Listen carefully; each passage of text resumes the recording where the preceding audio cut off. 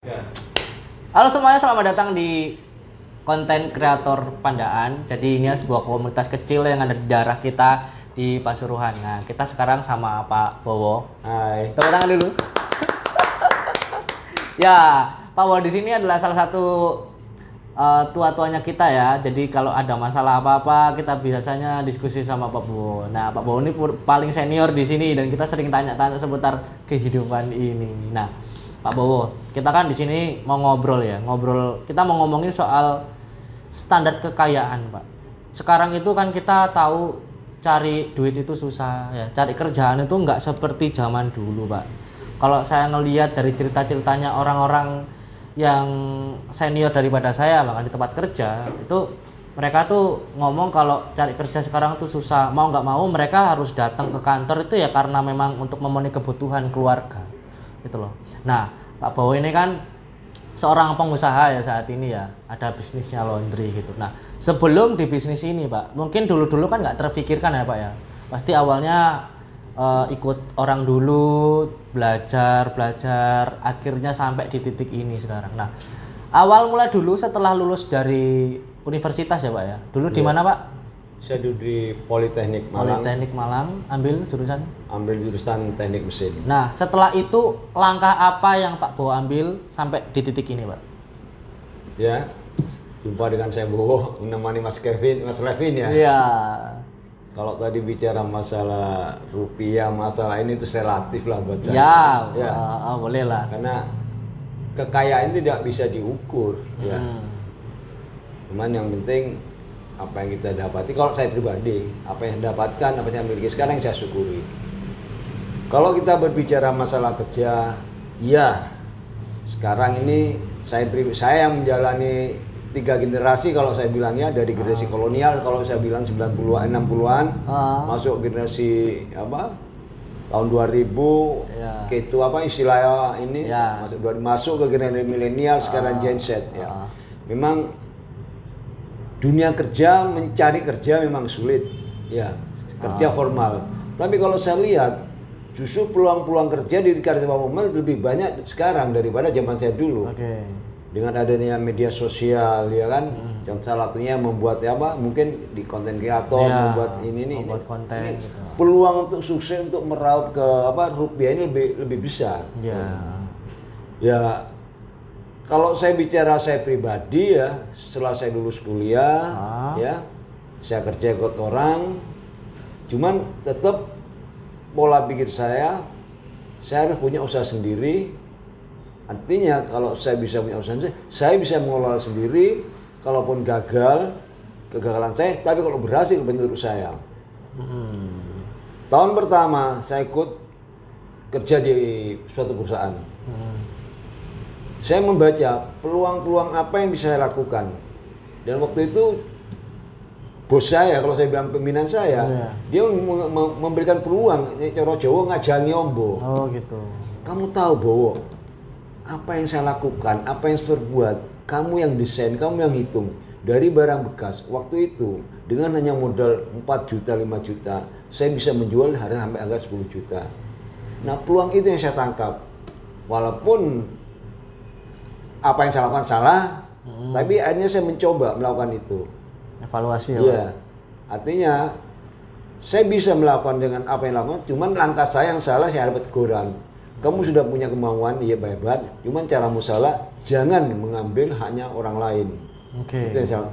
Dari sana saya mulai belajar. Akhirnya saya mulai membuka usaha sendiri.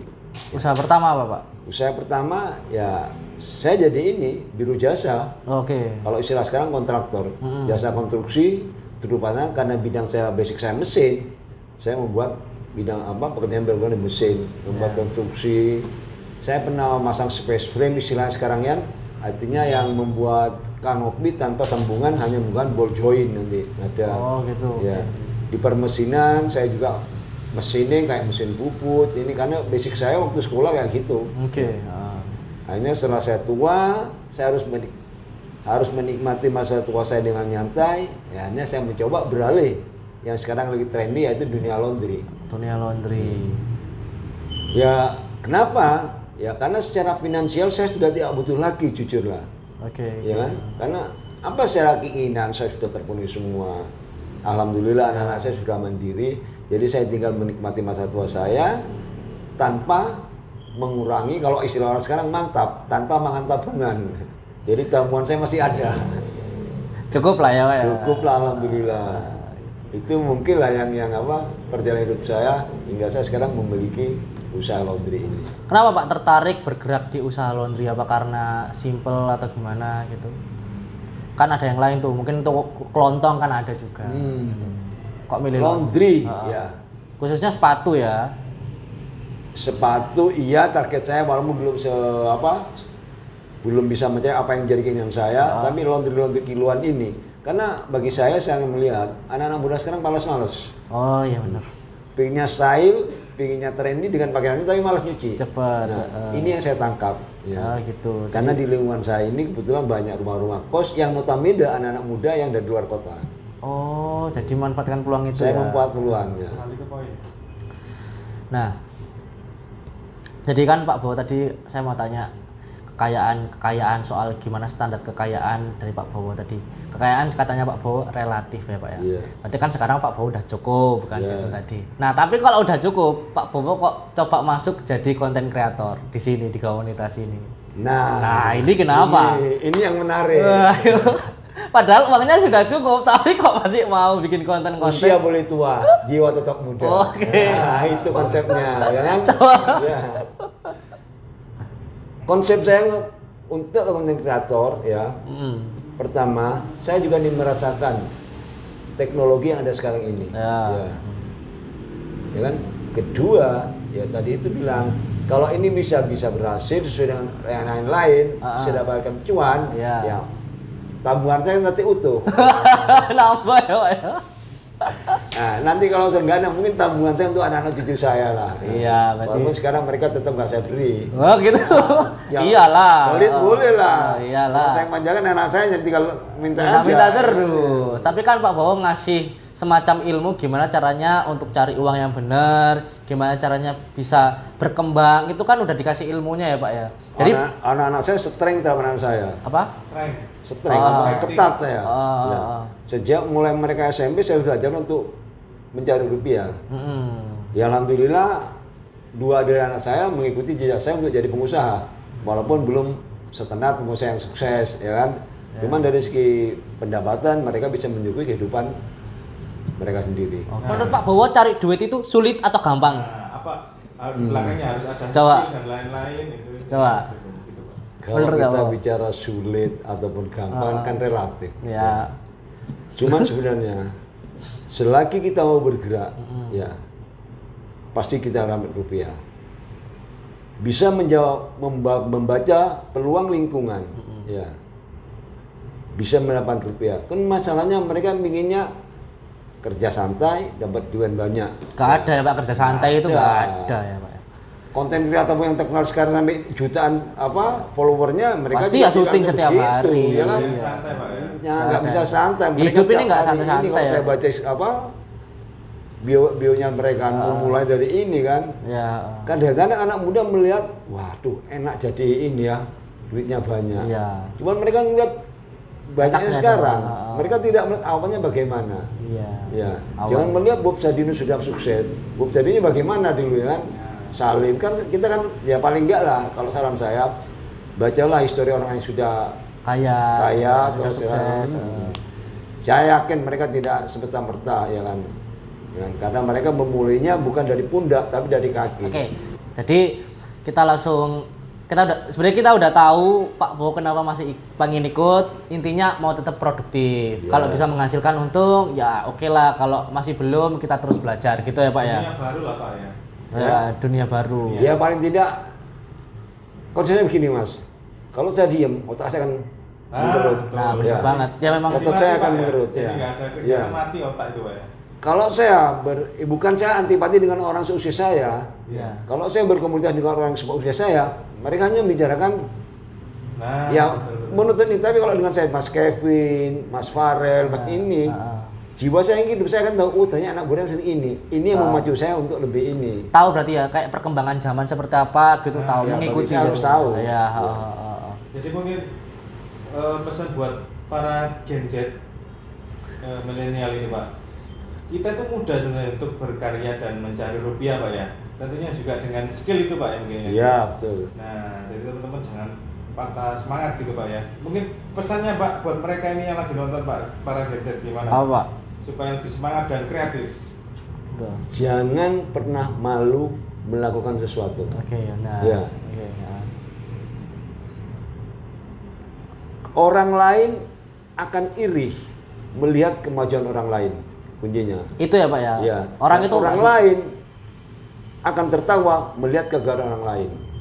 Ya. karena orang nggak suka ngeliat temennya sukses. Yang penting jangan malu. Saya pernah bilang pada anak saya, kamu jawab begini, wah sungkan Pak, malu Pak. Saya tantang, kamu saya kasih kesempatan duduk di perempatan. Waduh, Ya, apa ini?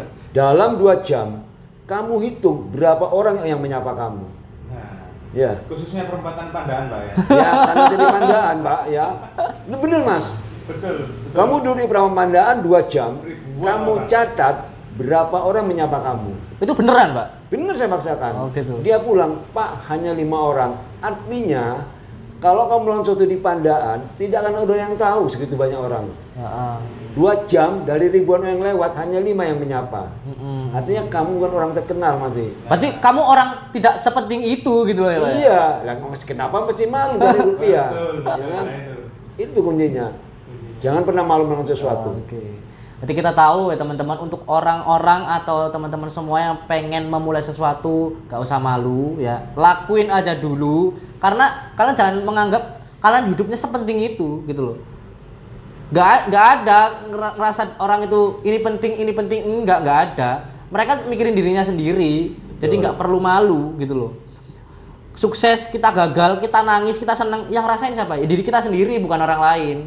Orang lain cuma taunya enaknya doang, susahnya nggak tahu gitu loh. Yang di post-post di sosial media kalian pikir itu seneng-seneng, enggak. Belakangan juga pasti ada keluh kesahnya juga, atau mungkin bertengkar sama istrinya, atau mungkin masalah ekonomi, sekolah dan sebagainya, pekerjaan. Jadi mulai aja dulu ya, atau mungkin teman-teman yang mau buat konten, mulai aja dulu, nggak usah malu. Soalnya sadarin aja kalian nggak sepenting itu, dan nggak ada orang yang peduli sama kalian semua, cuma kalian yang bisa nolong diri kalian sendiri. Oke? Mungkin kalau ingin konten, belajar konten, ayo join dengan iya. kami. Ya. Kalau mau belajar konten silakan join di kediamannya Pak Bowo. Di mana Pak ini Pak? Di wilayah Kali Tengah, terkenalnya Kali Tengah Dalan Ngetan, pas di bawah Gapuro, basecamp kami. Langsung ke situ ya. Nanti kita bisa belajar bareng setiap hari Selasa dan juga Sabtu jam 8 malam. Silakan datang, kita bisa belajar bareng di sini. Oke? Sekian video kali ini Pak Bowo. Terima kasih karena Ya, sudah terima kasih Kang Kevin. Ya, sukses ngobrol buat di Kang sini. Kevin. Saya sukses untuk semua.